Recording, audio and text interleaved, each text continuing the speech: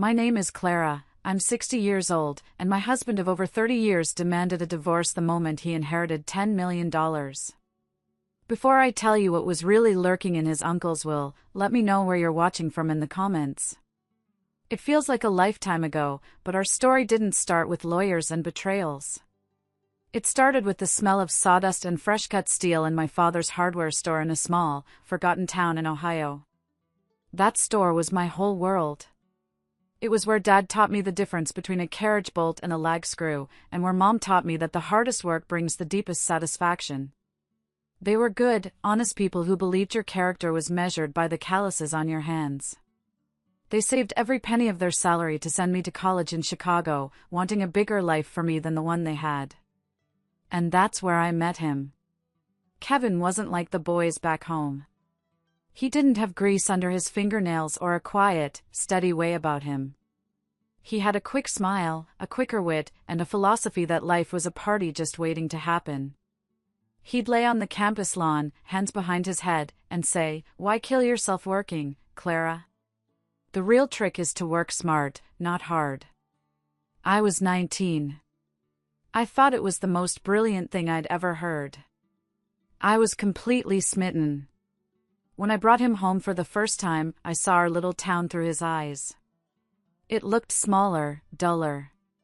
My dad, a man of few words, watched Kevin the whole weekend. He watched how Kevin avoided any offer to help unload a shipment, how he wrinkled his nose at the dust, how he talked endlessly about his grand plans without ever lifting a finger. That Sunday evening, after Kevin had left, Dad pulled me aside in the quiet of the store. He ran a hand over a worn wooden countertop and said, "Clara, honey, men who boast with their words and not their calloused hands, you gotta be careful with them." Of course, I didn't listen. I told myself Dad was just old-fashioned, that he didn't understand the modern world. I was in love. We got married a year after graduation.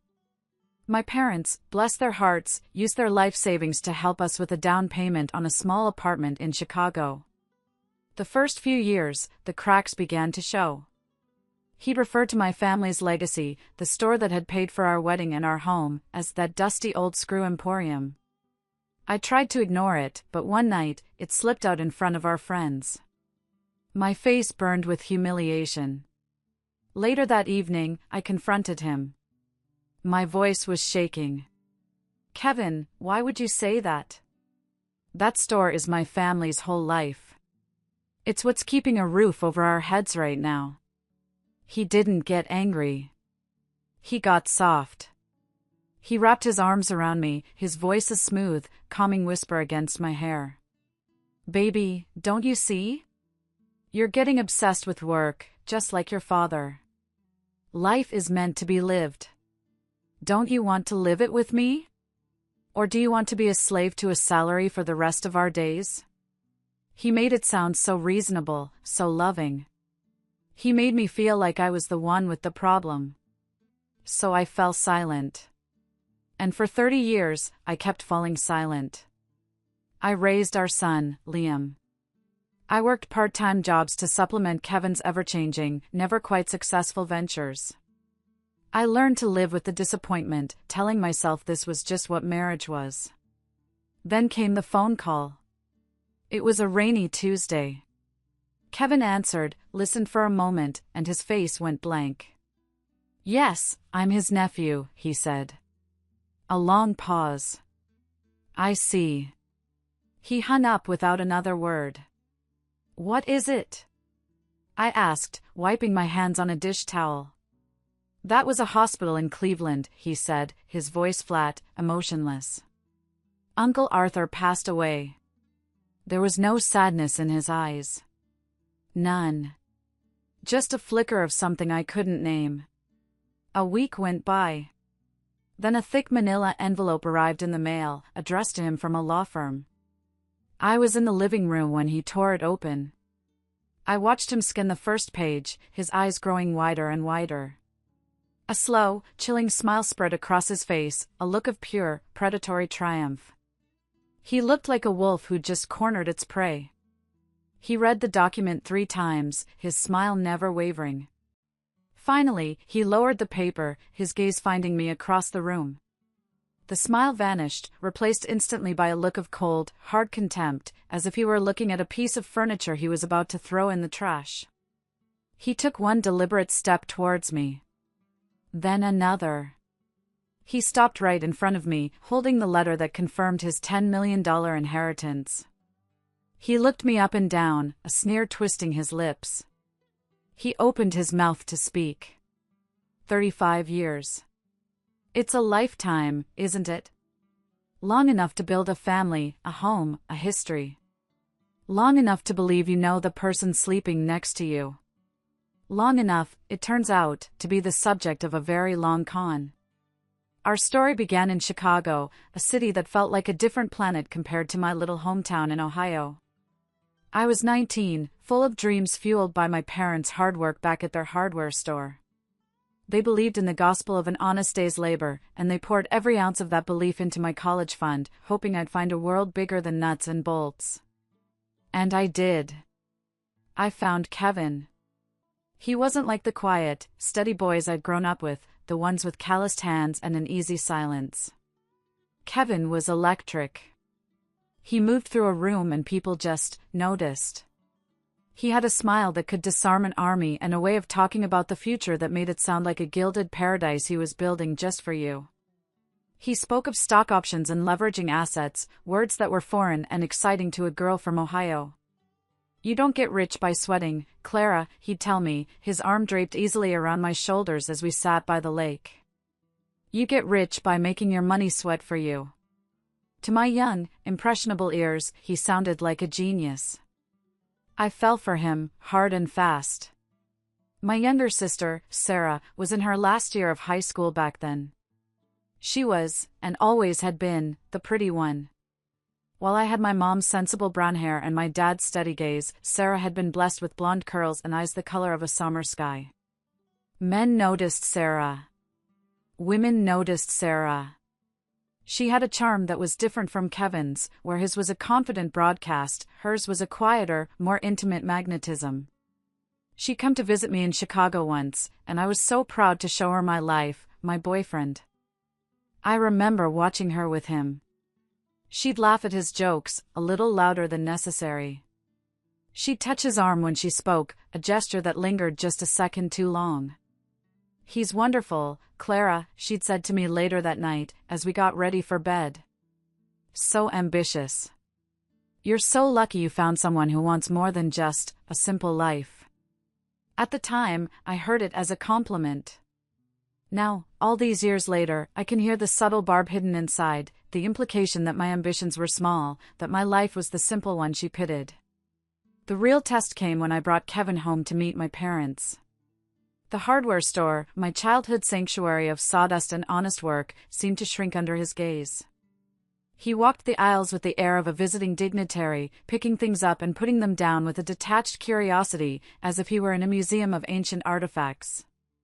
My father, a man who could communicate more with a single raised eyebrow than most people could with a 5-minute speech, just watched him.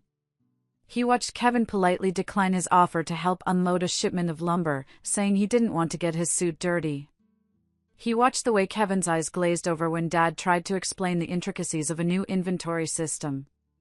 That weekend, as Kevin was upstairs packing, Dad found me restocking his shelf of wood screws.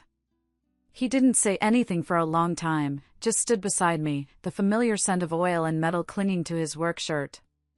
Finally, he picked up a single, sharp screw, rolling it between his thumb and forefinger. "Clara, honey," he said, his voice quiet but firm. "This little thing here? It's honest. It does its job, holds things together. It doesn't pretend to be a hammer." He looked me straight in the eye. "Some men are like this screw. Solid. Dependable. And some men, they're all shine and no substance. All fast talk and soft hands." He put the screw back in its box. "You be careful with men who have soft hands." I loved my father, but I was 20 years old and blinded by what I thought was love. I told myself he was old-fashioned. I told myself he just didn't understand Kevin's world, the world of big ideas and bigger ambitions. I told myself he was wrong. It was the single greatest mistake of my life. Sarah, of course, adored him. "Oh, Dad's just being protective," she'd said on the phone after his visit. "He can't see what a catch Kevin is." But I can. And looking back, I realize now she didn't just mean he was a catch for me. We built a life on a foundation of my parents' savings and Kevin's empty promises. They paid for our wedding, a beautiful ceremony I now see as the first scene in a 30-year tragedy. They helped us with the down payment on a small house in the suburbs of Chicago, a place where we were supposed to build our future, raise our son, Liam. For a while, it almost looked like a normal life. I worked as a part-time bookkeeper, and Kevin drifted between sales jobs, always chasing the next big thing that was just around the corner. The first real crack appeared after my parents were gone. A drunk driver on a quiet country road, and just like that, my anchors in the world were gone. The grief was a physical weight, a suffocating blanket I couldn't throw off. In the midst of that fog, Kevin started talking about the hardware store. "It's a burden, Clara," he'd say, his voice full of false sympathy. "It's tying you to the past. Your parents wouldn't want you to be saddled with it." He was relentless. He saw my grief not as a wound to be healed, but as an opportunity to be exploited. He painted a beautiful picture of what we could do with the money from the sale. We could invest it, start our own business, finally get the financial freedom he was always talking about. He made it sound like selling the store, my family's century-old legacy, was the most logical, loving thing to do. My sister, Sarah, was his greatest cheerleader. "He's right, you know," she told me over coffee, her face a perfect mask of concern. "You and Liam deserve a fresh start. Kevin's just trying to take care of you." Worn down by sorrow and manipulated by the two people I trusted most, I signed the papers. Watching the new owners paint over the Vance and Son hardware sign my grandfather had put up felt like a second funeral. The money from that sale, a substantial amount that should have secured our future and Liam's college fund, became Kevin's personal slush fund. It wasn't invested. It was squandered. There was the revolutionary line of self-chilling beer koozies he sank $50,000 into, which turned out to be a scam. There was the can't-miss real estate seminar in Florida that cost us $10,000 and resulted in nothing but a sunburn and a binder full of useless platitudes. Each failure was followed by a period of theatrical despair, and then, inevitably, a new, even more exciting idea. Through it all, Sarah was my confidant. I'd call her, crying in frustration after discovering another bank statement showing thousands of dollars withdrawn.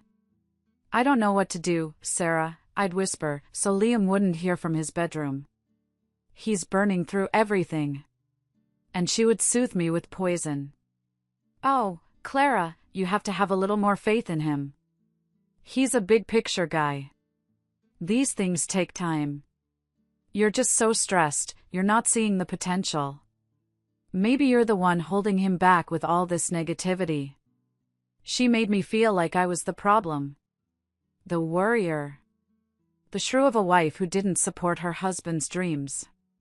She and Kevin were a perfect team, one chipping away at my finances, the other chipping away at my sanity.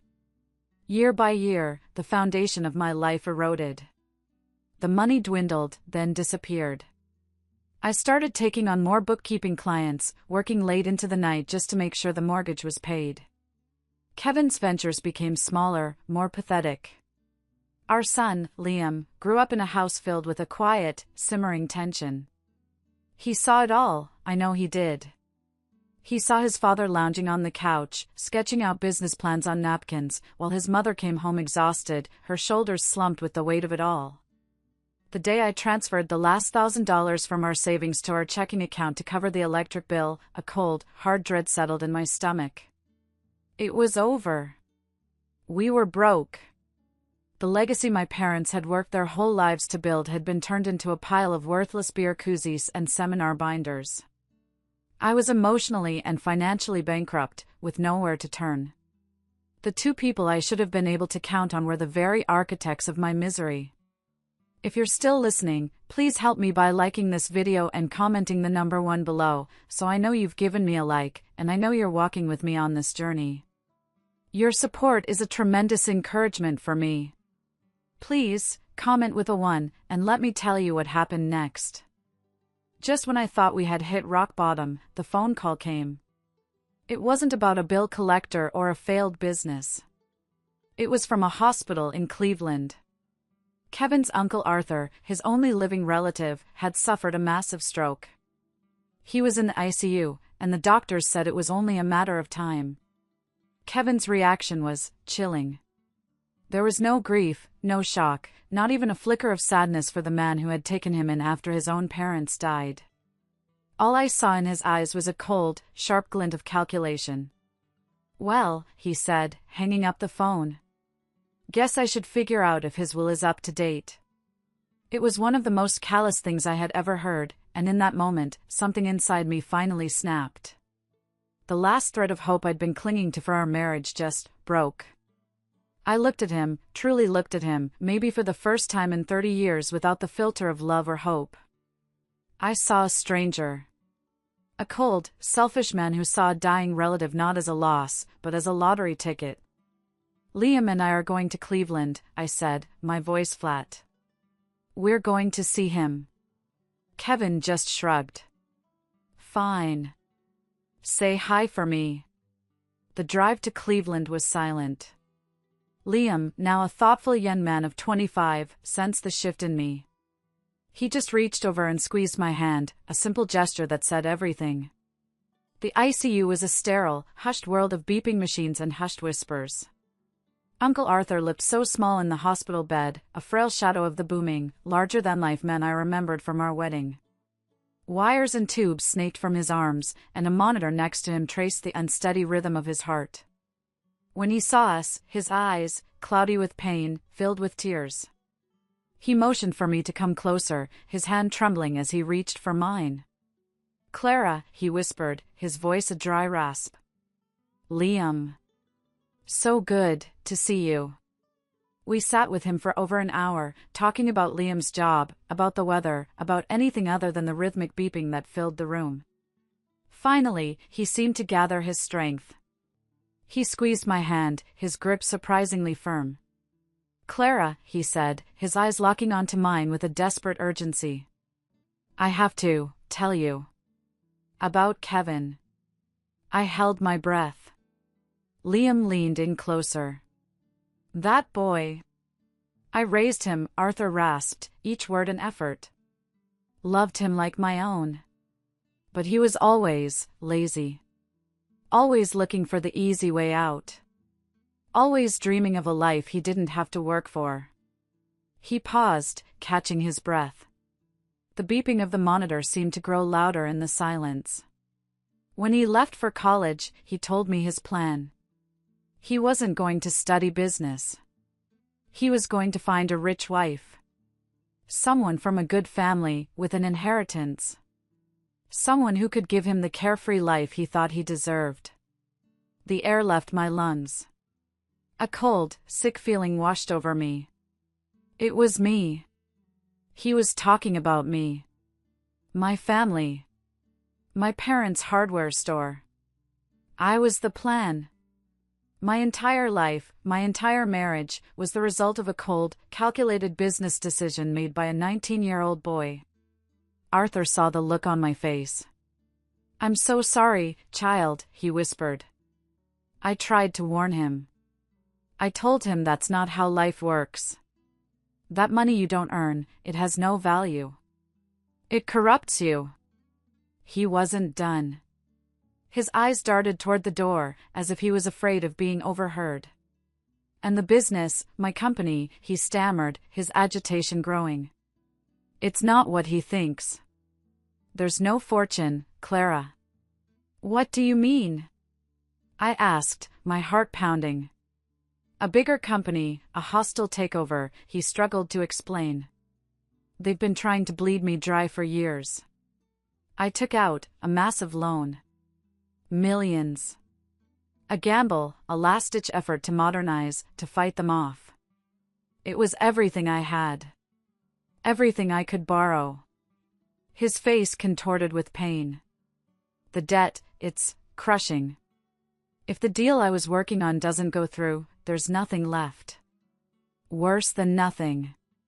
A $10 million inheritance. That's what Kevin was banking on. And here, in this sterile room, the truth was being laid bare. It was an empire built on a mountain of debt.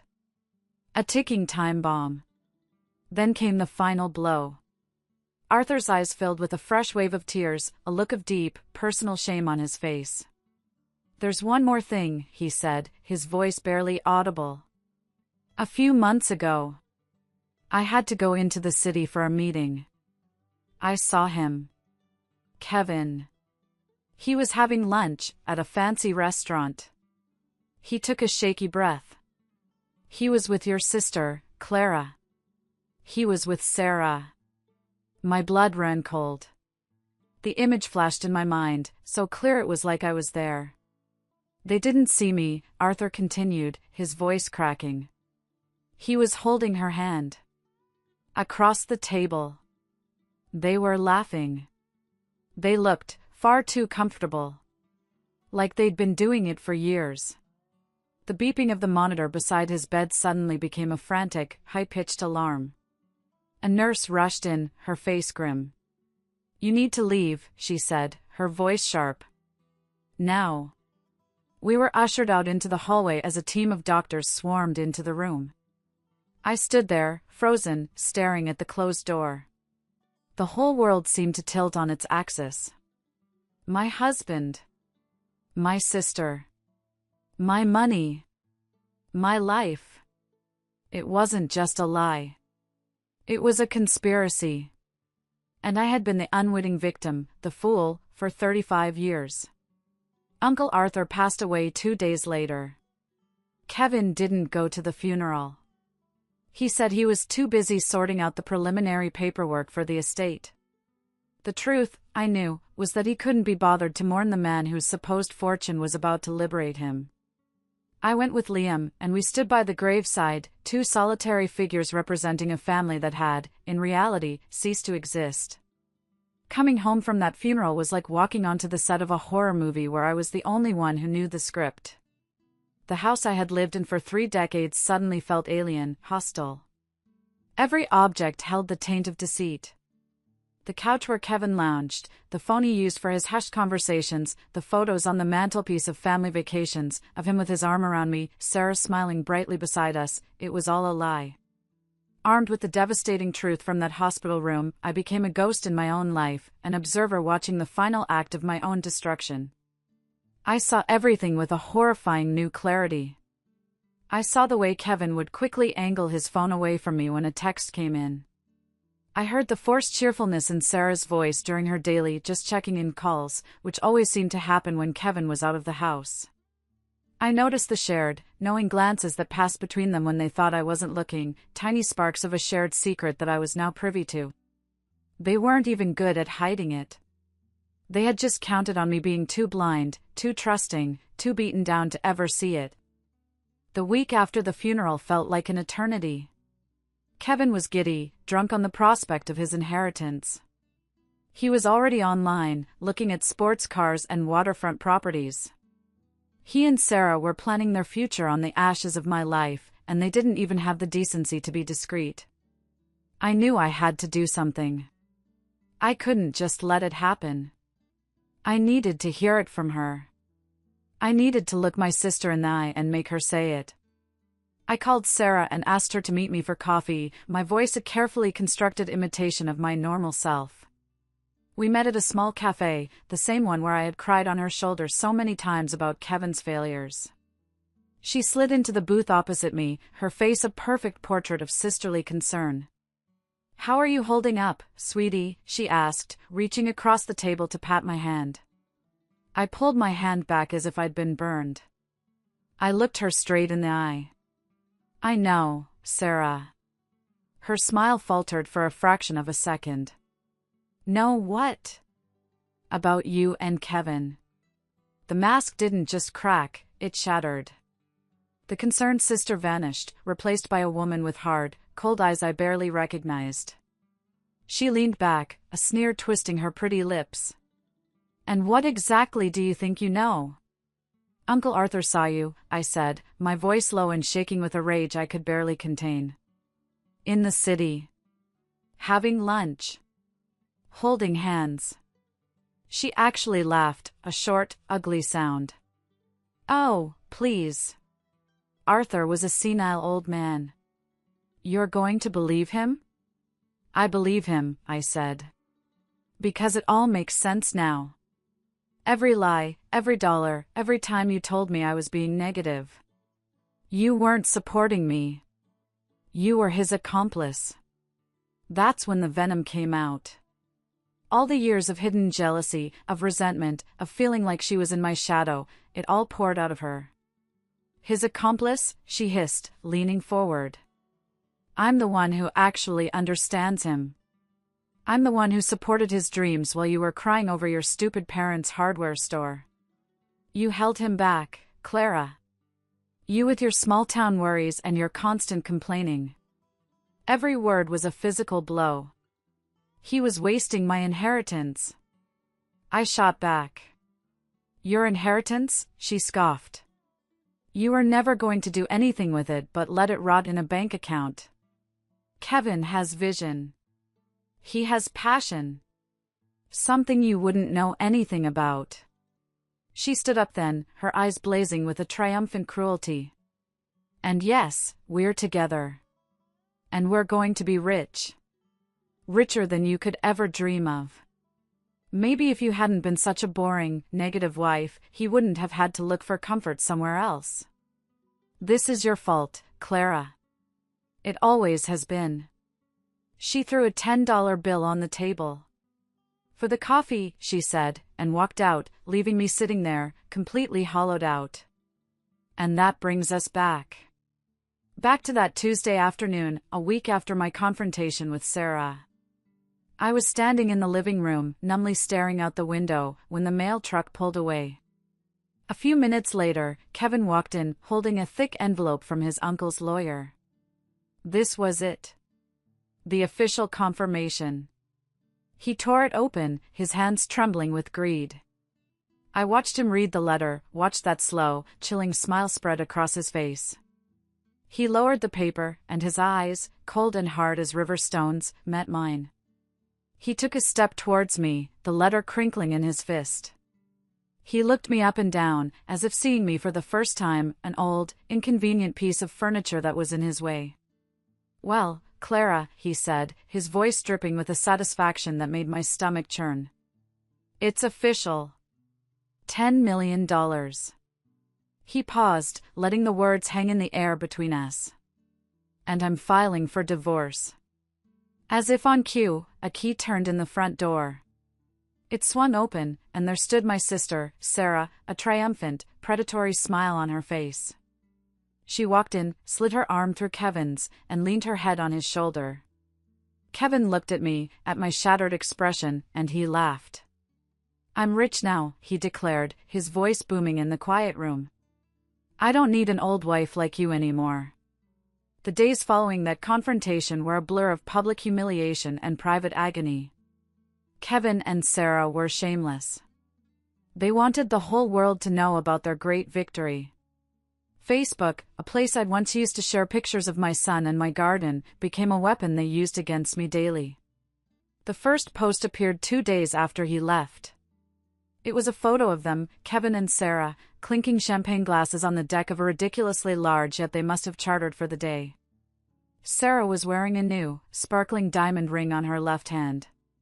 The caption, written by Kevin, made my blood run cold, "Out with the old, in with the new." Celebrating my inheritance and my new life with the woman who truly deserves it all. #upgrade, #no regrets, #finally free. The calls and texts started immediately. Friends I'd known for decades, neighbors, even my cousin from Minnesota. "Clara, what is going on? I just saw Sarah's post, is it true? Are you okay?" Each message was a fresh stab of pain, forcing me to relive the humiliation over and over. They had made my personal tragedy a public spectacle. Liam was furious, ready to drive over to the five-star hotel they were staying at and confront them, but I begged him not to. "They're not worth it, sweetie," I told him, my voice more steady than I felt. "Let them have their circus." I did the only thing I could. I hired a lawyer, a sharp, no-nonsense woman named Ms. Albright. I told her everything, from the hardware store to the hospital room confession. She listened patiently, her expression growing grimmer with each detail. When I was done, she looked at me with a mixture of pity and steel. "He can have his supposed inheritance," she said. "We're going to focus on what's real.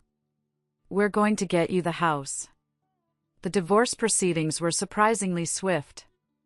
Kevin, arrogant and flush with what he thought was a $10 million safety net, didn't put up a fight. He wanted to be rid of me as quickly as possible.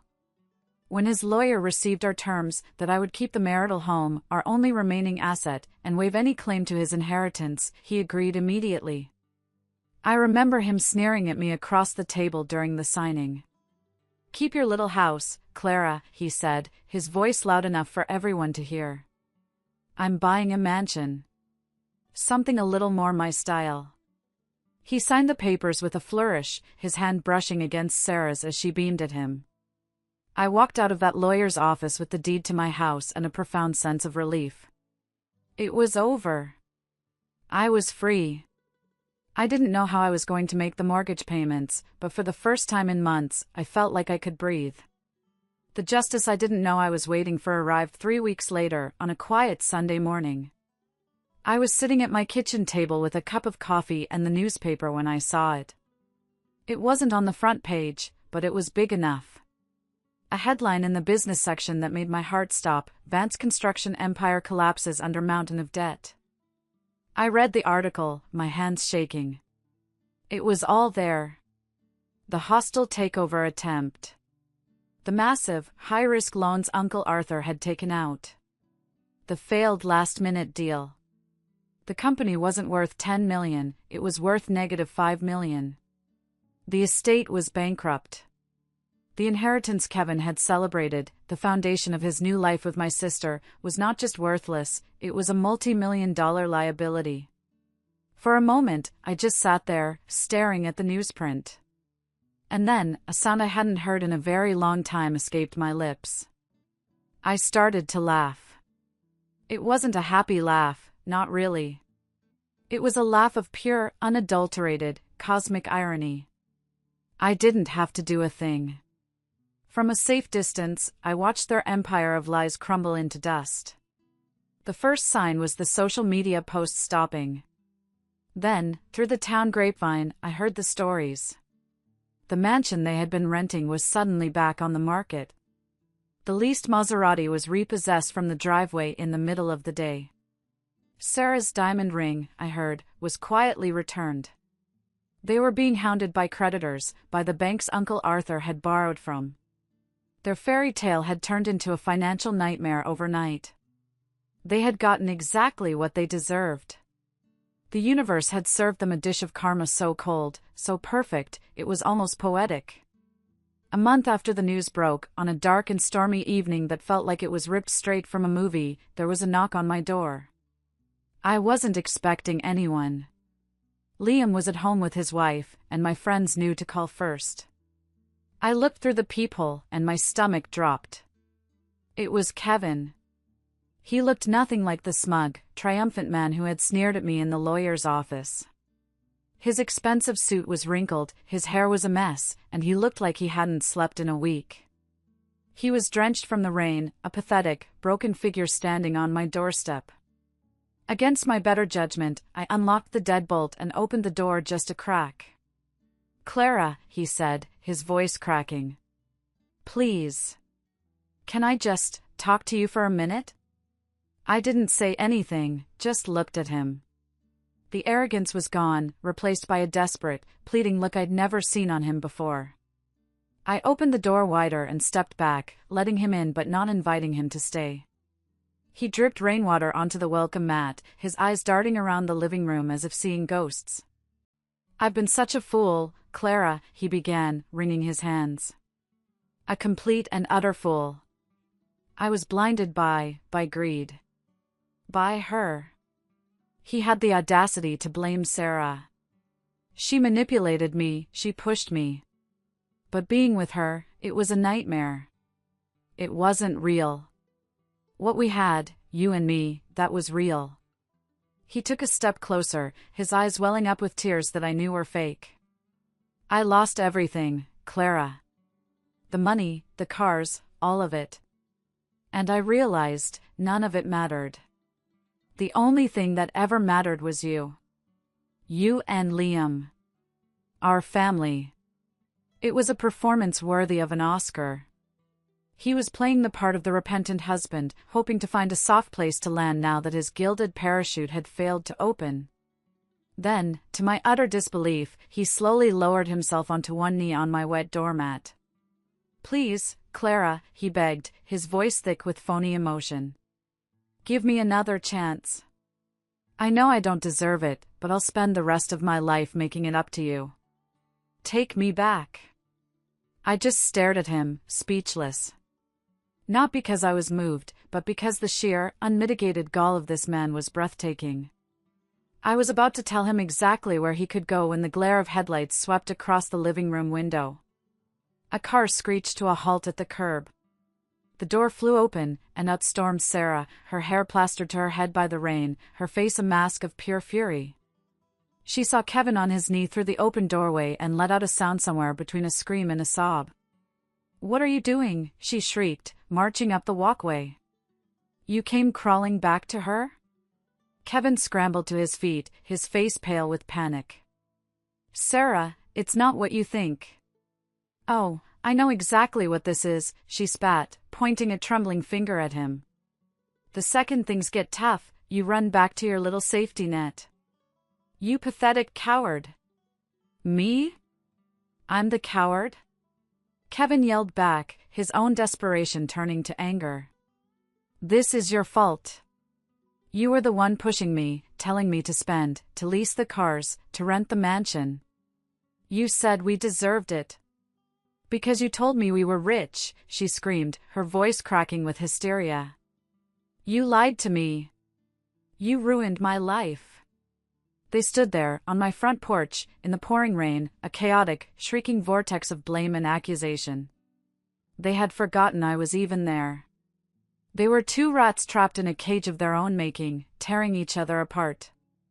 I watched them for a long, silent moment. I felt no anger. No sadness. Not even hatred. All I felt was a profound, bottomless pity. They were two empty people who had built their lives on lies and greed, and now that it was all gone, they had nothing left but their own ugliness. Without raising my voice, I spoke. My words cut through their screaming, clear and cold as ice. You know, Kevin, I said. They both stopped, turning to look at me, their faces streaked with rain and rage. I looked from his desperate face to her venomous one. You were right about one thing, I said calmly. She is an upgrade. I let that hang in the air for a beat. You two deserve each other. And with that, I stepped back, took hold of the heavy oak door, and gently closed it, shutting them out of my house, out of my life, forever. I didn't slam it. I just closed it. I turned the deadbolt, and the soft, satisfying click as it slid into place was the sweetest sound I had ever heard. Outside, their muffled shrieks continued for a few more minutes before finally fading away into the sound of the rain. It's been a year since I closed that door. A year of quiet healing, of rediscovering the person I was before she was buried under 35 years of someone else's lies. The first thing I did was sell the house. It held too many ghosts, too many memories tainted by betrayal. I sold it to a young family with bright, hopeful eyes, and I wished them better luck within those walls than I had. With the proceeds, I bought a small, sunny condo in a quiet neighborhood just 10 minutes away from my son, Liam, and his wonderful wife, Emily. It's not a mansion, but it's mine. Every picture on the wall, every book on the shelf, every flower in the vase on my kitchen table is something I chose, for me. It's a life built on my own terms, and it's more beautiful than any waterfront property Kevin could have ever imagined. My days are full, not with drama and anxiety, but with simple, profound joys. I spend my mornings with my 2 grandchildren, a 4-year-old girl with my mother's sensible brown hair and a 2-year-old boy with a laugh that could light up a city. We build Lego castles and read picture books, and when my granddaughter wraps her small arms around my neck, I feel a love so pure and real it washes away all the years of feeling like I wasn't enough. This is a real inheritance. This is true wealth. I've joined a book club. I've taken up painting again, a passion I'd let go of decades ago. My canvases are filled with bright, bold colors, no longer the muted grays of my old life. I have friends, real friends, who I laugh with over coffee, women who lift me up instead of tearing me down. Sometimes, Liam will ask if I've heard anything about them. I haven't. I don't follow them, I don't ask about them. From what little I've gleaned from town gossip, they imploded completely, leaving a trail of debt and broken relationships behind them before disappearing to wherever broken people go. But honestly, I don't waste my energy thinking about them. They are characters in a book I finished reading a long time ago. At 61 years old, some might think my story is one of tragedy, of a life wasted. But I don't see it that way. I see it as a story of survival, of resilience. It took losing everything to find myself. It took a devastating betrayal to finally be free. My old life is over, and I am so deeply, profoundly grateful for that. Because for the first time, I'm not just a wife or a mother. I'm Clara. And my real life, on my own terms, has just begun. Thank you all so much for listening to my story. It means the world to me to be able to share it. If my journey resonated with you in any way, I'd love to hear about it in the comments below. And if you'd like to hear more stories like this, please consider liking this video and subscribing to the channel. Your support truly helps.